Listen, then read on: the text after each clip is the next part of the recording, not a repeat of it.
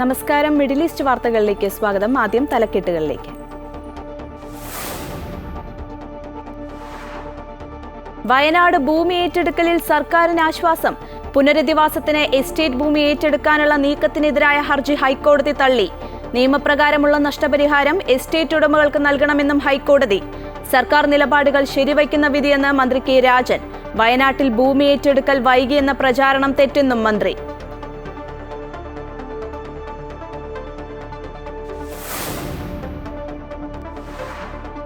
K സുരേന്ദ്രനിൽ നിന്ന് Christmas cake വാങ്ങിയതിൽ Thrissur മേയർക്കെതിരെ രൂക്ഷ വിമർശനവുമായി VS സുനിൽകുമാർ.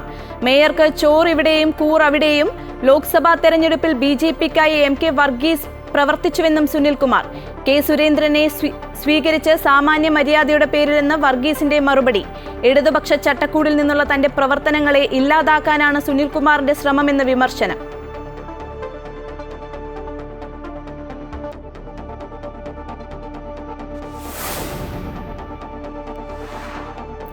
IAS പോര് അസാധാരണ തലത്തിലേക്ക്. ചാർജ് മെമ്മോയ്ക്ക് ചീഫ് സെക്രട്ടറിയോട് 5 ചോദ്യങ്ങൾ ഉന്നയിച്ച വിശദീകരണം ചോദിച്ച് N പ്രശാന്ത്. പരാതിക്കാരനില്ലാതെ സ്വന്തം നിലയ്ക്ക് മെമ്മോ എന്തിന് എന്ന് ചോദ്യം. കോഴിക്കോട് DMO തർക്കത്തിൽ വീണ്ടും ട്വിസ്റ്റ്. ഡോക്ടർ രാജേന്ദ്രൻ DMO ആയി തിരിച്ചെത്തും. ചുമതലയേൽക്കാൻ ഹൈക്കോടതി അനുമതി.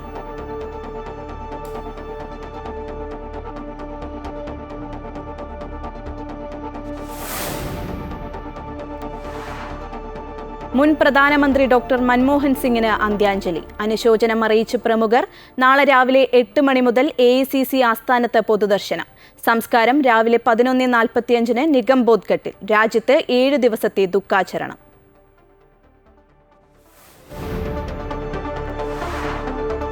സന്തോഷ് ട്രോഫി ഫുട്ബോളിൽ കേരളം സെമിയിൽ. ക്വാർട്ടറിൽ ജമ്മു കാശ്മീരിനെ എതിരില്ലാത്ത 1 ഗോളിന് പരാജയപ്പെടുത്തി. മെൽബൺ ടെസ്റ്റിൽ ഇന്ത്യക്ക് ബാറ്റിംഗ് തകർച്ച. രണ്ടാം ദിനം ഇന്ത്യ 5 വിക്കറ്റിന് 164 റൺസ് എന്ന നിലയിൽ. ഓസ്ട്രേലിയ ഒന്നാം ഇന്നിംഗ്സിൽ 474 റൺസിന് പുറത്ത്.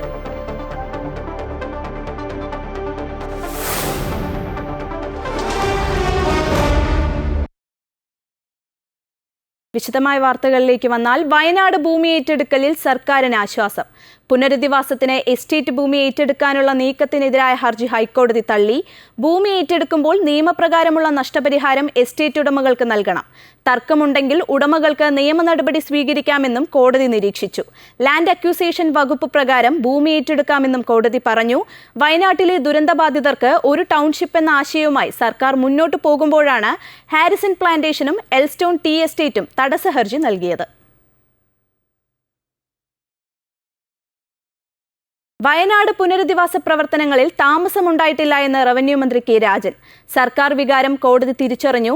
അടുത്ത മന്ത്രിസഭാ യോഗത്തിൽ പ്രധാനപ്പെട്ട തീരുമാനങ്ങൾ ഉണ്ടാകും. വയനാട്ടിൽ ഭൂമി ഏറ്റെടുക്കൽ വൈകിയെന്ന പ്രചാരണം തെറ്റെന്നും മന്ത്രി രാജൻ തിരുവനന്തപുരത്ത് പറഞ്ഞു.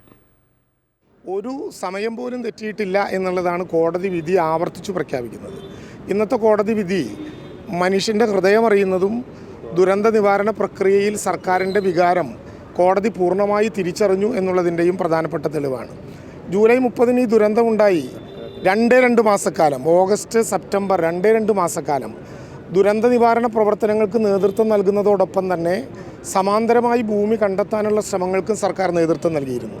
അതിൻ്റെ ഭാഗമായിട്ടാണ് ദുരന്തമുണ്ടായി 1 മാസക്കാലം കഴിഞ്ഞ് സെപ്റ്റംബർ ആയപ്പോഴേക്കും ആ ദുരന്തബാധിതരെ കൂട്ടായി പുനരധിവസിപ്പിക്കണമെന്ന് മുഖ്യമന്ത്രി പറഞ്ഞ ടൗൺഷിപ്പ് എവിടെ ഉണ്ടാക്കും എന്ന ആലോചന വന്നത്. ഗവൺമെൻറ് ഒക്ടോബർ 4 പുറത്തിറക്കിയിട്ടുള്ള ഗവൺമെൻറ്റിൻ്റെ ഉത്തരവ് സ്ഥിരീകരിച്ചുകൊണ്ട് അതിനെതിരായിട്ടുള്ള പരാതി തള്ളിക്കൊണ്ട് ഇന്ന് കോടതി ഉത്തരവായിരിക്കുന്നു. ക്രിസ്മസ് കേക്കിന്റെ പേരിൽ തൃശൂരിൽ രാഷ്ട്രീയ വിവാദം. BJP സംസ്ഥാന അധ്യക്ഷൻ കെ സുരേന്ദ്രനിൽ നിന്നും കേക്ക് സ്വീകരിച്ചതിൽ തൃശൂർ മേയർ MK വർഗീസിനെ അതിരൂക്ഷമായി വിമർശിച്ച് CPI നേതാവ് VS സുനിൽകുമാർ. അതേസമയം VS സുനിൽകുമാറിന്റെ വിമർശനങ്ങളെ മേയർ തള്ളി. വീട്ടിൽ വരുന്ന അതിഥിയെ സ്വീകരിക്കുന്നത് തന്റെ സംസ്കാരമാണെന്നും രാഷ്ട്രീയമില്ലെന്നും മേയർ പറഞ്ഞു. ക്രിസ്മസ് ദിനത്തിൽ സ്നേഹ സന്ദേശയാത്രയുടെ ഭാഗമായി K Surendran Thrissur mayor MK വർഗീസിന്റെ വീട്ടിലെത്തി കേക്ക് നൽകിയിരുന്നു. ഇതാണ് വിവാദത്തിനിടയാക്കിയത്. മേയർക്ക് ചോറിവിടെയും കൂറ BJPയിലുമാണെന്നായിരുന്നു VS സുനിൽകുമാറിന്റെ വിമർശനം. കേക്ക് കൈമാറ്റം യാദൃശ്ചികമല്ലെന്നും മുന്നണിയോടാണ് കൂറ് പുലർത്തേണ്ടതെന്നും VS സുനിൽകുമാർ പറഞ്ഞു. ചോറിവിടെയും കൂറ അവിടെയുള്ള ഒരാളാണ്. അപ്പോൾ അദ്ദേഹം ഇപ്പോൾ BJP സംസ്ഥാന പ്രസിഡന്റിൻ്റെ കയ്യിൽ നിന്നും കേക്ക് സ്വീകരിച്ചതും കേക്ക് കൊടുത്തതിന് ഞാൻ കുറ്റം പറയില്ല, കാരണം BJPയുടെ സംസ്ഥാന പ്രസിഡന്റ് ആർക്കും കേക്ക് കൊടുക്കാം. പക്ഷേ കേരളത്തിൽ ഒരുപാട് മേയർമാരുണ്ടായിട്ടും തൃശ്ശൂർ മേയർക്ക് മാത്രം പ്രത്യേകം കേക്ക് കൊണ്ടു കൊടുക്കുന്നത് വഴിതെറ്റി വന്ന് കേക്ക് കൊടുത്തിട്ടുള്ളതല്ല. അതൊക്കെ എനിക്കതിൽ യാതൊരു അത്ഭുതം തോന്നിയിട്ടില്ല. കാരണം കഴിഞ്ഞ ലോക്സഭാ തെരഞ്ഞെടുപ്പിൽ BJP സ്ഥാനാർത്ഥിക്ക് വേണ്ടി നേരിട്ടും പരോക്ഷമായും പ്രവർത്തിച്ച BJPക്ക് വേണ്ടി വർക്ക് ചെയ്ത ഇടതുപക്ഷ ജനാധിപത്യ മുന്നണിയുടെ മേയറായിരിക്കുന്ന ആളാണ് ഇപ്പോഴത്തെ മേയർ. അതേസമയം VS സുനിൽകുമാറിന്റെ വിമർശനങ്ങളെല്ലാം മേയർ തള്ളി. കേക്കുമായി വീട്ടിലെത്തുന്ന അതിഥി ആരാണെങ്കിലും താൻ സ്വീകരിക്കും, അതിൽ രാഷ്ട്രീയം കാണേണ്ടതില്ല. സുനിൽകുമാറിന് മാത്രം തന്നോട് എന്താണ് ഇത്ര സ്നേഹമെന്നും മേയർ തിരിച്ചടിച്ചു. ആ ദിവസത്തിന് ഒരു പ്രത്യേകത. എന്താ പ്രത്യേകത? ക്രിസ്മസ് ആണ്. ക്രിസ്മസിന് നമ്മൾ അങ്ങോട്ടും ഇങ്ങോട്ടും സ്നേഹം പങ്കിടും. അതിന് സ്നേഹം പങ്കിടാൻ വേണ്ടി ഒരു കേക്കും കൊണ്ട് എൻ്റെ വീട്ടിലേക്ക് വരുമ്പോൾ എൻ്റെ വീടിനകത്തേക്ക് നിങ്ങൾ കയറരുത് എന്ന് പറയുന്ന ഒരു സംസ്കാരം എനിക്കില്ല. പിന്നെ ഈ സുനിൽകുമാർ ഇപ്പോൾ MP ആണെങ്കിൽ MP ആണെന്ന് വിചാരിക്കുക, അദ്ദേഹം എൻ്റെ BJP കേക്ക് കൊടുത്താൽ എനിക്കില്ലേ? മേയറെ അവിശ്വസിക്കേണ്ട കാര്യമില്ലെന്ന CPM കൗൺസിലർ വർഗീസ് കണ്ടംകുളത്ത് പറഞ്ഞു.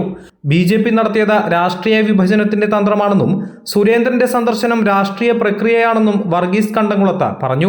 VS സുനിൽകുമാറിനെ തള്ളി CPI കൗൺസിലർ സതീഷ് കുമാറും രംഗത്തെത്തി. ഒരു രാഷ്ട്രീയ നേതാവ് മേയറുടെ വീട്ടിലേക്ക് വരുന്നത് തടയാനാകില്ല. മേയർക്ക് BJPയോട് അനുഭാവമുള്ളതായി തോന്നിയിട്ടില്ല. പാർട്ടി നിലപാട് പറയേണ്ടത് ജില്ലാ സെക്രട്ടറിയാണെന്നും സതീഷ് കുമാർ പറഞ്ഞു. ഇതിൻ്റെ കാര്യങ്ങളെല്ലാം തീരുമാനിക്കുന്നത് ഇടതുപക്ഷ ജനാധിപത്യ മുന്നണിയുടെ തൃശ്ശൂർ ജില്ലാ കമ്മിറ്റിയാണ്. അപ്പോൾ അതിൻ്റെ തൃശ്ശൂരിൽ കോർപ്പറേഷൻ്റെ മുഴുവൻ ചാർജുള്ള ഇടതുപക്ഷ ജനാധിപത്യ മുന്നണിയുടെ നേതാവ് സഖാവ് UP ജോസഫാണ്. അപ്പോൾ ഈ കാര്യത്തിൽ ഇപ്പോൾ ഇത് ഇന്നലെ പറ്റി ഉണ്ടായത് തോന്നുന്നു സുരേന്ദ്രൻ വന്ന കാര്യം. ശ്രീ സുരേന്ദ്രൻ വന്നതുമായി ബന്ധപ്പെട്ടുള്ള കാര്യങ്ങൾ പിന്നീട് ഒരു ചർച്ചാ വിഷയമായി വന്നിട്ടില്ല CPIയിൽ. മേയർക്കെതിരെ സുനിൽകുമാർ മുൻപും പരാമർശങ്ങൾ നടത്തിയിരുന്നു. സുനിൽകുമാറിന്റെ പ്രസ്താവനയിൽ LDFനുള്ളിൽ കടുത്ത അതൃപ്തിയാണ് രൂപപ്പെട്ടിരിക്കുന്നത്. അമൃത ന്യൂസ്, തൃശൂർ. സംസ്ഥാന IAS തലപ്പത്ത് അസാധാരണമായ പോര്. സസ്പെൻഷൻ ചാർജ് മെമ്മോയ്ക്ക് മറുപടിയായി ചീഫ് സെക്രട്ടറിയോട് വിശദീകരണം തേടി N പ്രശാന്ത് IAS കത്ത് നൽകി.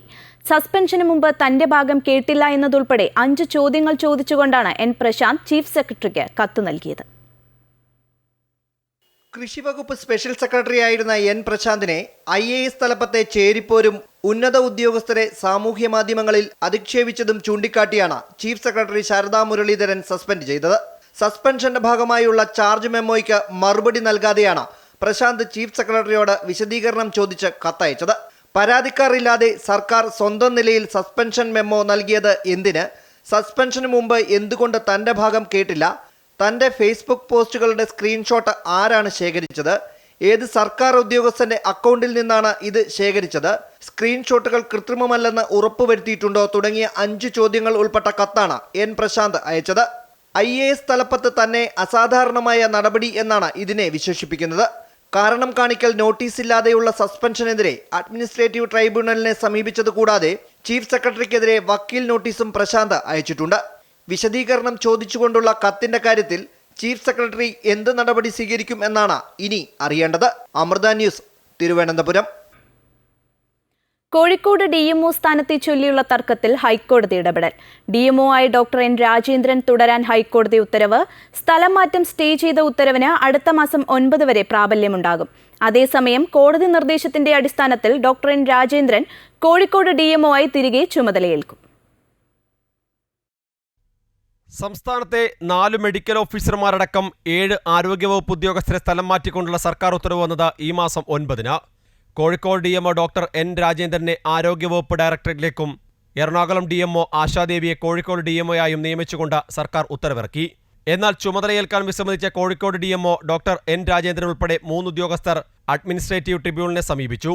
സ്ഥലം മാറ്റം ട്രിബ്യൂണൽ സ്റ്റേ ചെയ്തു. പരാതിയുള്ള ഉദ്യോഗസ്ഥരെ കേട്ട ശേഷം 1 മാസത്തിനുള്ളിൽ സ്ഥലം മാറ്റത്തിൽ സർക്കാർ യുക്തമായ തീരുമാനമെടുക്കാനായിരുന്നു ട്രിബ്യൂണൽ നിർദ്ദേശം. എന്നാൽ സ്റ്റേ കാലാവധി കഴിഞ്ഞതോടെ ആശാദേവി ചുമതലയേറ്റെടുക്കാനായി DMO ഓഫീസിലെത്തി.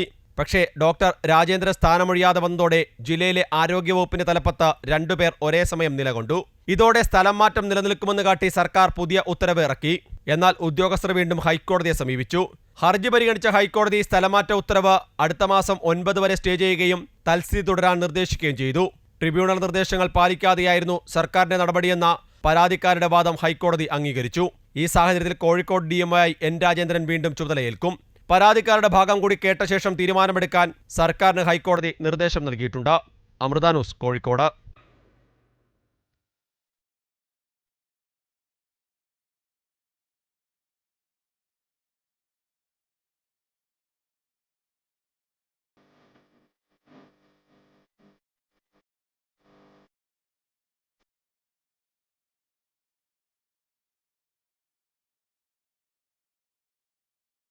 മുൻ പ്രധാനമന്ത്രി ഡോക്ടർ മൻമോഹൻ സിംഗിന് രാജ്യത്തിന്റെ അന്ത്യാഞ്ജലി. രാഷ്ട്രപതി, പ്രധാനമന്ത്രി ഉൾപ്പെടെ പ്രമുഖർ അനുശോചനം രേഖപ്പെടുത്തി. നാളെ രാവിലെ 8 മണി മുതൽ AICC ആസ്ഥാനത്ത് പൊതുദർശനമുണ്ടാകും. സംസ്കാരം രാവിലെ 11:45 നടക്കും. രാജ്യത്ത് 7 ദിവസം ദുഃഖാചരണം പ്രഖ്യാപിച്ചിട്ടുണ്ട്. അന്തരിച്ച മുൻ പ്രധാനമന്ത്രി ഡോക്ടർ മൻമോഹൻ സിംഗിന് ആദരാഞ്ജലി അർപ്പിച്ച് രാജ്യം. പൂർണ്ണ ദേശീയ ബഹുമതികളോടെ നാളെ സംസ്കാരം നടത്തും. മൻമോഹൻ സിംഗിന്റെ മൃതദേഹം നാളെ രാവിലെ 8-ന് AICC ആസ്ഥാനത്ത് എത്തിക്കും. തുടർന്ന് അവിടെ പൊതുദർശനം നടക്കും. 9:30-ഓടെ വിലാപയാത്രയായി സംസ്കാര സ്ഥലത്തേക്ക് കൊണ്ടുപോകും. തുടർന്നായിരിക്കും സംസ്കാര ചടങ്ങുകൾ നടക്കുക. രാഷ്ട്രപതി ദ്രൗപദി മുർമു, ഉപരാഷ്ട്രപതി ജഗ്ദീപ് ധൻഖർ, പ്രധാനമന്ത്രി നരേന്ദ്രമോദി തുടങ്ങിയവർ മൻമോഹൻ സിംഗിന്റെ വസതിയിലെത്തി ആദരമർപ്പിച്ചു. അമിത്ഷാ, JP നദ്ദ, രാജ്നാഥ് സിംഗ് തുടങ്ങിയ കേന്ദ്രമന്ത്രിമാരും മൻമോഹൻ സിംഗിന് ആദരമർപ്പിച്ചു. പുലർച്ചെയോടെ ഡൽഹിയിലെത്തിയ രാഹുൽ ഗാന്ധിയും മല്ലികാർജുൻ ഖാർഗെയും KC വേണുഗോപാലും അടക്കമുള്ള നേതാക്കൾ വീട്ടിലെത്തി ആദരമർപ്പിച്ചു. ഡൽഹിയിലുള്ള സോണിയാഗാന്ധിയും പ്രിയങ്ക ഗാന്ധിയും മരണവിവരമറിഞ്ഞ് ആശുപത്രിയിലും പിന്നീട് വസതിയിലും എത്തിയിരുന്നു. മുഖ്യമന്ത്രി പിണറായി വിജയൻ ഉൾപ്പെടെയുള്ള വിവിധ രാഷ്ട്രീയ നേതാക്കളും അനുശോചനം അറിയിച്ചു. സൈന്യമെത്തി മുൻ പ്രധാനമന്ത്രിയുടെ ഭൗതിക ശരീരത്തിൽ ദേശീയ പതാക പുതപ്പിച്ചു. News desk, Amrita TV. സാമ്പത്തിക പരിഷ്കാരങ്ങളുടെ ശില്പി കൂടിയായ ഡോക്ടർ മൻമോഹൻ സിംഗ് സർക്കാരിന്റെ കാലത്താണ് ലോകത്തിൽ ഏറ്റവും വേഗത്തിൽ വളർച്ച കൈവരിച്ച രണ്ടാമത്തെ സമ്പദ് വ്യവസ്ഥയായി ഇന്ത്യ മാറിയത്. മുൻ സാമ്പത്തിക മേഖലയുടെ ഗതി തന്നെ മാറ്റിമറിച്ച രാഷ്ട്രീയ നേതാവ് കൂടിയായിരുന്നു മൻമോഹൻ സിംഗ് എന്ന സാമ്പത്തിക ശാസ്ത്രജ്ഞൻ. 10 വർഷം അധികാരത്തിലിരുന്നപ്പോഴും സാമ്പത്തിക വളർച്ചയിൽ നിർണായക തീരുമാനങ്ങളെടുത്തു. ലോക സാമ്പത്തിക രംഗത്തെ എണ്ണം പറഞ്ഞ സാമ്പത്തിക വിദഗ്ധരിൽ ഒരാളായിരുന്നു ഡോക്ടർ മൻമോഹൻ സിംഗ്. 1991-ൽ നരസിംഹറാവു സർക്കാരിൽ ധനകാര്യമന്ത്രിയായാണ് മൻമോഹൻ സിംഗിന്റെ രാഷ്ട്രീയ പ്രവേശനം. അതും ഇന്ത്യ സാമ്പത്തിക തകർച്ച നേരിട്ട കാലത്ത്. നരസിംഹറാവു സർക്കാരിൽ ധനമന്ത്രിയായിരുന്നു കൊണ്ട് വലിയ മാറ്റങ്ങൾ സൃഷ്ടിച്ചു. ഇന്ത്യൻ വിപണി ലോകത്തിന് മുൻപാകെ തുറന്നുകൊടുത്ത വിപ്ലവകരമായ ബജറ്റ് അവതരിപ്പിക്കുകയായിരുന്നു അന്നത്തെ ധനമന്ത്രിയായിരുന്ന അദ്ദേഹം. ലോകത്തിൽ അതിവേഗം വളരുന്ന സമ്പദ് വ്യവസ്ഥയുള്ള രാജ്യങ്ങളിലൊന്നായി ഇന്ത്യ മാറിയതിന്റെ അടിസ്ഥാനം ധനമന്ത്രി എന്ന നിലയിൽ 1991 ജൂലൈ 24-ന് മൻമോഹൻ സിംഗ് അവതരിപ്പിച്ച ആ ബജറ്റായിരുന്നു. 93-ൽ യൂറോമണിയും ഏഷ്യാമണിയും ചേർന്ന് മൻമോഹൻ സിംഗിനെ ആ വർഷത്തെ മികച്ച ധനമന്ത്രിയായി തെരഞ്ഞെടുത്തു. അദ്ദേഹത്തിന്റെ ദീർഘവീക്ഷണമുള്ള സാമ്പത്തിക രംഗത്തെ ചിന്താഗതി ശ്രദ്ധേയമായ ഉദാരവൽക്കരണ നടപടികൾക്ക് കാരണമായി. അതിൽ വ്യാപാര തടസ്സങ്ങൾ കുറയ്ക്കുക, വിദേശ നിക്ഷേപം പ്രോത്സാഹിപ്പിക്കുക, ബാങ്കിംഗ് സംവിധാനം പരിഷ്കരിക്കുക എന്നിവ ഉൾപ്പെടുന്നു. ഉദാരവൽക്കരണം പ്രശംസകളേക്കാൾ വിമർശനങ്ങൾക്കും വഴിയൊരുക്കി. സാമ്പത്തിക പരിഷ്കാരത്തിന്റെ സോഷ്യലിസ്റ്റ് വശങ്ങൾ ഏറ്റവും കൂടുതൽ പ്രാവർത്തികമാക്കി. ഓരോ പരിഷ്കാരങ്ങളും സമൂഹത്തിന്റെ താഴെത്തട്ടിലേക്ക് എത്താൻ കൂടുതൽ ശ്രദ്ധിച്ചു. ഇതിനുദാഹരണമാണ് അദ്ദേഹം പ്രധാനമന്ത്രിയായിരുന്നപ്പോൾ നടപ്പാക്കിയ മഹാത്മാഗാന്ധി ഗ്രാമീണ തൊഴിലുറപ്പ് പദ്ധതി. ഗ്രാമങ്ങളിലെ തൊഴിലില്ലായ്മയുടെ തോത് കുറയ്ക്കാൻ ദേശീയ ഗ്രാമീണ തൊഴിലുറപ്പ് പദ്ധതി സർക്കാർ പദ്ധതികളിലെ ജനകീയ മുഖത്തിന് എക്കാലവും ഉദാഹരണമായി. അദ്ദേഹത്തിന്റെ കാലത്ത് തന്നെ പാസാക്കപ്പെട്ട വനാവകാശ നിയമം, വിവരാവകാശ നിയമം, ഭക്ഷ്യസുരക്ഷാ നിയമം, സ്ഥലമേറ്റെടുപ്പ് നിയമം എന്നിവയെല്ലാം തന്നെ ഈ ആശയവുമായി ചേർന്ന് നിൽക്കുന്നതാണ്. 2004 മുതൽ 10 വർഷം പ്രധാനമന്ത്രിയായിരുന്നപ്പോഴും രാജ്യത്തിന്റെ സാമ്പത്തിക വളർച്ചയിൽ നിർണായക തീരുമാനങ്ങളെടുത്തു. പിന്നീട് രാജ്യം സമ്പദ് വ്യവസ്ഥയിൽ വെല്ലുവിളി നേരിട്ടപ്പോഴും കോവിഡ് കാലവും എല്ലാം അതിജീവിച്ചതിന് പിന്നിൽ മൻമോഹൻ സിംഗ് നടപ്പാക്കിയ സാമ്പത്തിക രംഗത്തെ ദീർഘവീക്ഷണത്തിന്റെ ഫലം കൂടിയായിരുന്നു. News desk, Amrita TV. കോൺഗ്രസിന് ജമാഅത്തെ ഇസ്ലാമിയുടെ പിന്തുണ ലഭിച്ചിട്ടുണ്ടെന്ന് തുറന്നു പറഞ്ഞ മുതിർന്ന നേതാവ് K. മുരളീധരൻ 2016-ലെ തിരഞ്ഞെടുപ്പിൽ കുമ്മനം രാജശേഖരനെതിരെ വട്ടിയൂർക്കാവിൽ സ്ഥാനാർത്ഥിയാക്കിയപ്പോൾ തനിക്കും പിന്തുണ നൽകി. കോൺഗ്രസിനെ പിന്തുണയ്ക്കുകയെന്നത് വെൽഫെയർ പാർട്ടിയുടെ ദേശീയ നയമാണെന്നും മുരളീധരൻ കോഴിക്കോട് പറഞ്ഞു. ജമാഅത്തെ ഇസ്ലാമിയുടെ അടക്കം വോട്ടുകൾ ഒരു തെരഞ്ഞെടുപ്പിലും വാങ്ങിയിട്ടില്ലെന്ന് UDF ആവർത്തിക്കുമ്പോഴാണ് കെ മുരളീധരന്റെ തുറന്നു പറച്ചിൽ. 2019 മുതൽ വെൽഫെയർ പാർട്ടിയുടെ പിന്തുണ ദേശീയാടിസ്ഥാനത്തിൽ കോൺഗ്രസിന് ലഭിക്കുന്നുണ്ട്. അത് ദേശീയ തലത്തിൽ കൈക്കൊണ്ട തീരുമാനത്തിന്റെ ഭാഗമാണ്. കോൺഗ്രസിനെ പിന്തുണയ്ക്കുകയെന്നത് വെൽഫെയർ പാർട്ടിയുടെ ദേശീയ നയമാണെന്നും മുരളീധരൻ വ്യക്തമാക്കി. 2016 തെരഞ്ഞെടുപ്പിൽ കുമ്മനം രാജശേഖരനെതിരെ വട്ടിയൂർക്കാവിൽ സ്ഥാനാർത്ഥിയായപ്പോൾ തനിക്കും പിന്തുണ നൽകിയിട്ടുണ്ടെന്നും അദ്ദേഹം കൂട്ടിച്ചേർത്തു. 2016 തന്നു, കാരണം കുമ്മനം രാജശേഖരൻ എതിർ സ്ഥാനാർത്ഥിയായിട്ട് വന്നതുകൊണ്ട് 2016 അന്ന് എനിക്ക് പിന്തുണ നൽകിയിട്ടുണ്ട്. അതിനു മുമ്പുള്ള ഒരു തെരഞ്ഞെടുപ്പിൽ എനിക്ക് പിന്തുണ കിട്ടിയിട്ടില്ല. 2019 മുതൽ അവർ കേന്ദ്രത്തിൽ കോൺഗ്രസ് നയത്തിന് അനുകൂലമായിട്ടുള്ള സ്റ്റാൻഡ് എടുത്തിട്ടുണ്ട്. BJPക്ക് ബദലായി കോൺഗ്രസ് എന്ന നിലപാടിന്റെ പുറത്ത് സ്വീകരിച്ചിട്ടുള്ള നയമാണിത്. ഇതേ നയത്തിന്റെ ഭാഗമായി തന്നെയാണ് കോൺഗ്രസ് മുന്നണിയിലുള്ള CPMന് തമിഴ്നാട്ടിൽ പിന്തുണ നൽകിയതെന്നും അദ്ദേഹം പറയുന്നു. ഇന്ത്യയിൽ എല്ലായിടത്തും കോൺഗ്രസ് നേതൃത്വത്തിലുള്ള മുന്നണിയെ പിന്താങ്ങാനാണ് ഇന്ത്യയിൽ മൊത്തത്തിലെടുത്ത തീരുമാനം. സ്വാഭാവികമായിട്ടും അതിൻ്റെ ഗുണം തമിഴ്നാട്ടിലൊക്കെ കോൺഗ്രസിനോടൊപ്പം സഖ്യത്തിൽ മത്സരിച്ച് CPMന് കിട്ടിയിട്ടുണ്ട്. അപ്പോൾ അവർ ദേശീയ നയത്തിലെടുത്ത തീരുമാനമാണെന്ന് എല്ലായിടത്തും കോൺഗ്രസിനെ പിന്തുണയ്ക്കുക. കാരണം BJPക്ക് ബദൽ കോൺഗ്രസ് ആണ് എന്നുള്ള യാഥാർത്ഥ്യം തിരിച്ചറിഞ്ഞുകൊണ്ടാണ് അവരന്ന് കോൺഗ്രസ്സിന്. അപ്പോൾ കേരളത്തിൽ സ്വാഭാവികമായിട്ടും അത് UDF ആണ്. മറ്റ് സ്റ്റേറ്റുകളിൽ കോൺഗ്രസിനോടൊപ്പം നിൽക്കുന്നതുകൊണ്ട് CPMന് അവരുടെ സഹായം കിട്ടിയിട്ടുണ്ട്. ജമാഅത്തെ ഇസ്ലാമിയുടെ വോട്ട് വാങ്ങിയാണ് ഉപതെരഞ്ഞെടുപ്പുകളിലടക്കം UDF വിജയിച്ചതെന്ന CPMന്റെ ആരോപണം മുഖവിലക്കെടുക്കാത്ത കോൺഗ്രസ് നേതൃത്വത്തിന് മുരളീധരന്റെ ഈ തുറന്നു പറച്ചിൽ പ്രതിസന്ധിയാകുമെന്നുറപ്പ്. അമൃത ന്യൂസ്, കോഴിക്കോട്. രമേശ് ചെന്നിത്തല മുഖ്യമന്ത്രിയാകാൻ യോഗ്യനെന്ന പരാമർശം ചർച്ചയാക്കേണ്ടതില്ലെന്നും NSSന്റെ പരിപാടിയിൽ കോൺഗ്രസ് നേതാക്കളെ ക്ഷണിക്കുന്നത് പതിവാണെന്നും കോൺഗ്രസ് നേതാവ് കെ മുരളീധരൻ. സാമുദായിക സംഘടനകൾ കോൺഗ്രസ് നേതാക്കളെ ക്ഷണിക്കാറുണ്ട്. അതിൽ അസ്വാഭാവികത ഒന്നുമില്ല. താനും പോയിട്ടുണ്ട്. സാമുദായിക സംഘടനകളെ കോൺഗ്രസ് വിമർശിക്കാറില്ലെന്നും വെള്ളാപ്പള്ളി നടേശൻ എല്ലാ രാഷ്ട്രീയക്കാരെയും വിമർശിക്കാറുണ്ട് എന്നും മുരളീധരൻ കോഴിക്കോട് പറഞ്ഞു. സമുദായ നേതാക്കന്മാർ വിളിക്കുമ്പോൾ എല്ലാവരും പോകാറുണ്ട്. എന്നെയും വിളിക്കാറുണ്ട്, ഞാനും പോകാറുണ്ട്. അല്ല, അതിപ്പോൾ അവരാണല്ലോ ക്ഷണിക്കേണ്ട കാര്യം തീരുമാനിക്കേണ്ടത്.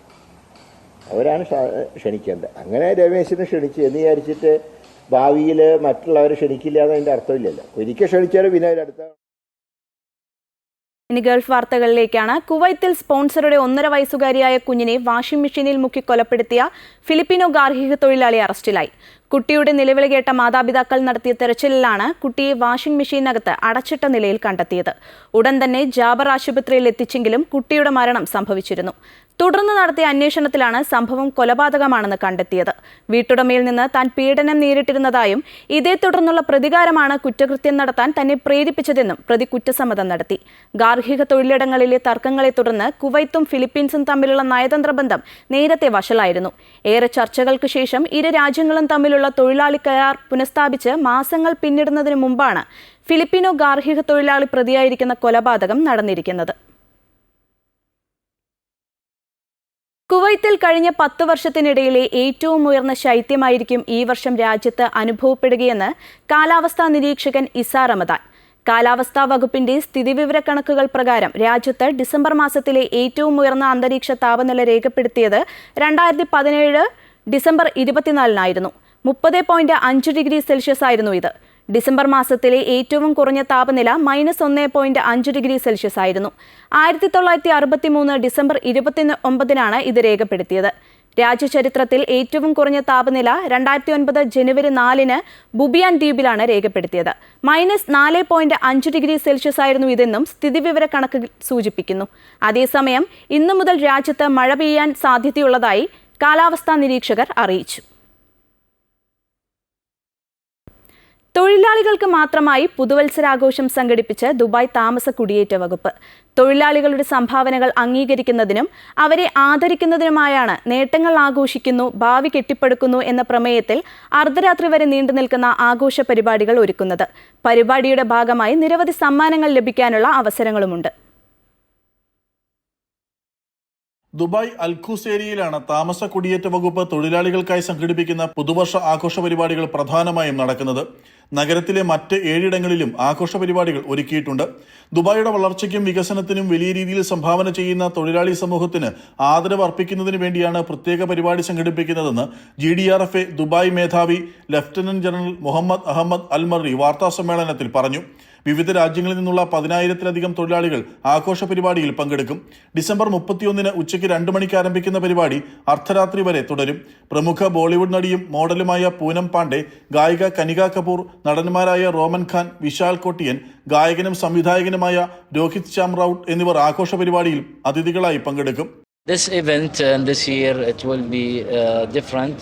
The difference is that the capacity in the different location. Actually we have 3 main locations in Dubai: Al Goz, Jebel Ali and Al Mahir. The biggest one it will be in Al Goz, which is the capacity we increased the capacity. Last year it was 5,000. This year it will be 10,000. വിലപിടിപ്പുള്ള സമ്മാനങ്ങൾ നറുക്കെടുപ്പിലൂടെ കരസ്ഥമാക്കാനുള്ള അവസരവുമുണ്ട്. കാറുകൾ, സ്വർണ്ണബാറുകൾ, electronic ഉപകരണങ്ങൾ, electric സ്കൂട്ടറുകൾ, യാത്രാ ടിക്കറ്റുകൾ, cash പ്രൈസുകൾ, 100 smart mobile ഫോണുകൾ എന്നിവ ഉൾപ്പെടെ വിവിധ സമ്മാനങ്ങളാണ് നറുക്കെടുപ്പിൽ വിജയികളായവർക്ക് ലഭിക്കുക. GDRFA ദുബായ് അസിസ്റ്റന്റ് ഡയറക്ടറും തൊഴിൽക്കാര്യ സ്ഥിരം സമിതിയുടെ ചെയർമാനുമായ major general Ubaid Muhair bin Surur, work regulation സെക്ടറിന്റെ assistant director major general doctor Ali Abdullah bin Ajeef, telecom കമ്പനിയായ ഡൂവിന്റെ government relations executive director Ahmed Abu Ruhaima എന്നിവരും വാർത്താ സമ്മേളനത്തിൽ സംബന്ധിച്ചു. Amrita news, Dubai. പുതുവർഷത്തിൽ ഫോർട്ട് കൊച്ചിയിൽ 2 പാപ്പാഞ്ഞിയെ കത്തിക്കാൻ അനുമതി. ഉപാധികളോടെയാണ് വെളിമൈതാനത്ത് പാപ്പാഞ്ഞിയെ കത്തിക്കാൻ ഹൈക്കോടതി അനുമതി നൽകിയത്.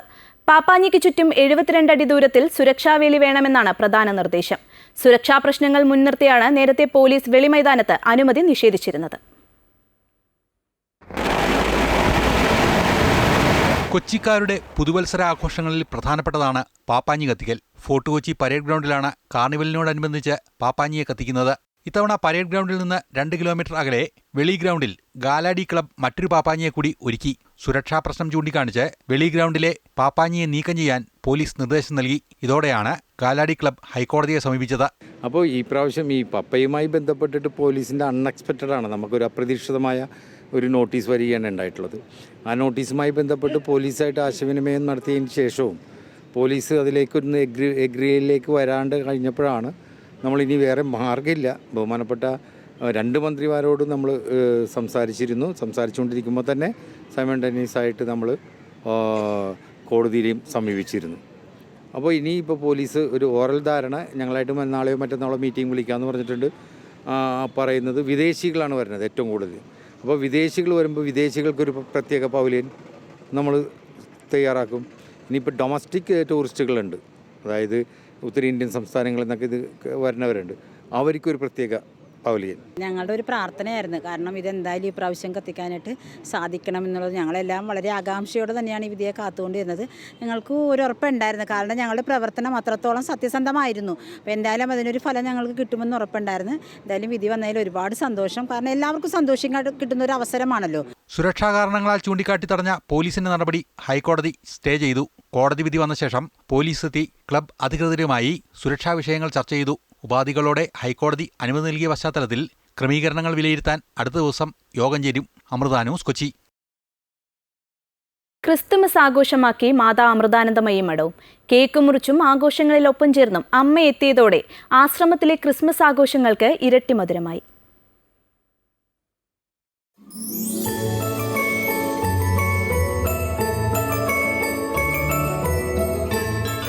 ആഘോഷങ്ങളെ എന്നും ചേർത്തു പിടിക്കാറുള്ള മാതാ അമൃതാനന്ദമയി മഠത്തിൽ തിരുപ്പിറവിയുടെ ആഘോഷവും മികവുറ്റതായി. സദ്ഗുരു ശ്രീ മാതാ അമൃതാനന്ദമയി ദേവി ക്രിസ്മസ് കേക്ക് മുറിച്ച് ആഘോഷങ്ങൾക്ക് തുടക്കം കുറിച്ചു. തുടർന്ന് അമ്മ കേക്ക് പ്രസാദമായി ഭക്തർക്ക് നൽകി.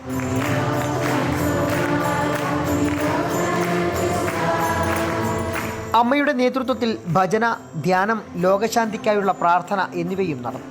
ശേഷം സാംസ്കാരിക പരിപാടികളും കുട്ടികളുടെ കലാപരിപാടികളും അരങ്ങേറി. റഷ്യയിലെയും ഉക്രൈനിലെയും ഭക്തർ ഒരുമിച്ച് ചേർന്ന് സംഘടിപ്പിച്ച ക്രിസ്മസ് കരോൾ വേറിട്ട കാഴ്ചയായി.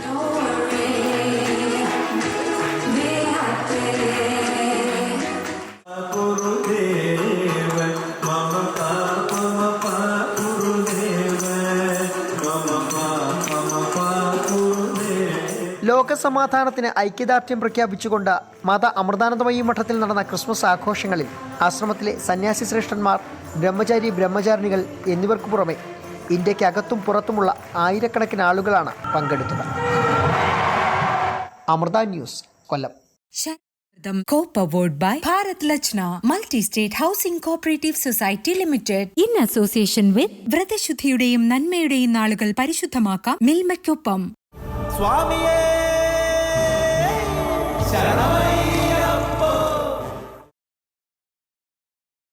ശബരിമലയിൽ മണ്ഡലകാലം പൂർത്തിയായപ്പോൾ തീർത്ഥാടകരുടെ എണ്ണത്തിൽ ഇത്തവണ വൻ വർധന. 32 ലക്ഷത്തിലേറെ തീർത്ഥാടകരാണ് 41 ദിവസങ്ങളിൽ ദർശനം നടത്തിയത്. മകരവിളക്ക് മഹോത്സവത്തിനും തീർത്ഥാടകർ കൂടുതലായി എത്തുമെന്നാണ് കണക്കുകൂട്ടൽ.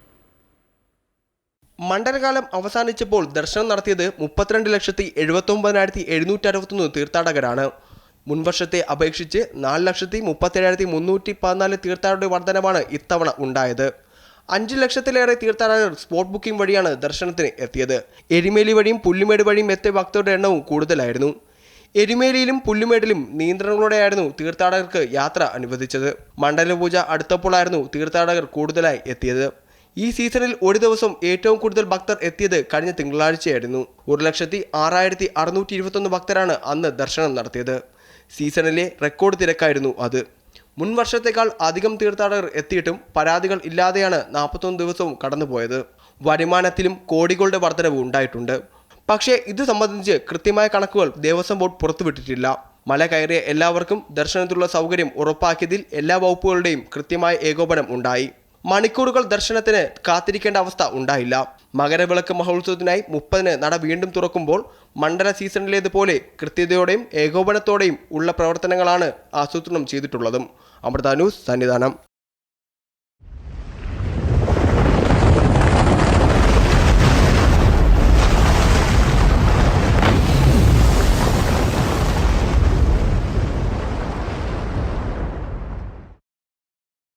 സുനാമിക്ക് ശേഷം തീരദേശം വ്യാപകമായി കടലെടുക്കുമ്പോഴും തീരസംരക്ഷണ പദ്ധതികൾ പലതും ഫയലുകളിൽ മാത്രമായി ഇപ്പോഴും അവശേഷിക്കുകയാണ്. തകർന്നു കിടക്കുന്ന കടൽ ഭിത്തികളുടെ നിർമ്മാണമടക്കം ഇനിയും വൈകിയാൽ നിരവധി ജീവനുകൾക്ക് സർക്കാരുകൾ ഉത്തരം പറയേണ്ടി വരും. സുനാമിക്ക് ശേഷം ആലപ്പാട് മുതൽ അഴീക്കൽ വരെ ഏകദേശം 8 കിലോമീറ്റർ തീരമാണ് പൂർണ്ണമായും കടലെടുത്തത്. ഓരോ ദിവസവും ഇവിടെ ഇപ്പോൾ കടലേറ്റം രൂക്ഷമാണ്. കള്ളക്കടൽ പ്രതിഭാസമടക്കം ആഞ്ഞടിക്കുമ്പോൾ തീരം അങ്ങനെ ശോഷിച്ചുകൊണ്ടിരിക്കുന്നു. സുനാമിക്ക് ശേഷം തീരവാസികളുടെ പ്രധാന ആവശ്യങ്ങളിലൊന്നായിരുന്നു തീരസംരക്ഷണം. എന്നാൽ ഇത് സംബന്ധിച്ചുള്ള പ്രഖ്യാപനങ്ങൾ പലതും ഉണ്ടായെങ്കിലും ഒന്നും പൂർണ്ണ ഫലപ്രാപ്തിയിലേക്ക് ഇനിയും എത്തിയിട്ടില്ല. ഇതിൽ കേന്ദ്ര സംസ്ഥാന സർക്കാരുകൾക്കെതിരെ തീരദേശവാസികൾക്കിടയിൽ പ്രതിഷേധം ശക്തമാണ്. മാറി മാറി വരുന്ന കേന്ദ്ര സർക്കാരുകൾ അതിർത്തി സംരക്ഷിക്കേണ്ട ബാധ്യത ഉണ്ടായിട്ട് പോലും കേന്ദ്രത്തിൻ്റെ 1 രൂപ പോലും ചെലവഴിക്കുന്നില്ല യാഥാർത്ഥ്യം നിലനിൽക്കുന്നുണ്ട്. കേന്ദ്ര സർക്കാർ കേരളത്തോട് കാണിക്കുന്ന അവഗണനയും പ്രത്യേകിച്ച് ഞങ്ങളുടെ നാട്ടിൽ ഏറ്റവും വലിയ ബാധിക്കേണ്ടത് എന്താണ്, നമുക്ക് വേണ്ടത് കടൽക്ഷോഭം തടയുന്നുള്ളതാണ്. 1 രൂപ ചെലവഴിക്കുന്നില്ല കേന്ദ്രം ചെലവഴിക്കുന്നുള്ള യാഥാർത്ഥ്യം ഞാൻ മനസ്സിലാക്കുക. ആലപ്പാട് പഞ്ചായത്തിൽ പല ഭാഗത്തും കടൽഭിത്തികൾ തകർന്നു കിടക്കുകയാണ്. പുലിമുട്ടോടുകൂടിയ കടൽഭിത്തിയാണ് ഈ പ്രദേശത്ത് ഏറ്റവും ആവശ്യം. സമഗ്ര പുലിമുട്ട് പദ്ധതിക്കായി 17.5 കോടി രൂപ സർക്കാർ വകയിരുത്തിയിട്ടുണ്ടെങ്കിലും മന്ത്രിസഭയുടെ പ്രത്യേക അംഗീകാരം ലഭിക്കേണ്ടതുണ്ട്. അംഗീകാരമൊക്കെ ലഭിച്ച പദ്ധതി നടപ്പിലാക്കി വരുമ്പോഴേക്കും ആലപ്പാട് ഇവിടെ ഉണ്ടാകുമോ എന്ന് കാത്തിരുന്നു കാണാം. പ്രതിവാളത്തുകളിനൊപ്പം സുജിത് സുരേന്ദ്രൻ, അമൃത ന്യൂസ്, കൊല്ലം.